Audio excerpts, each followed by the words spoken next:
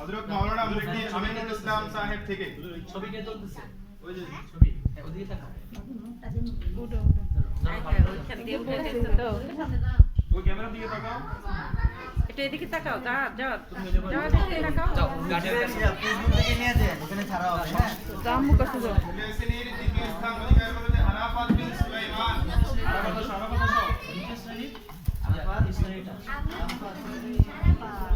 দেখি দ্বিতীয় না না আমার ছেলে দ্বিতীয়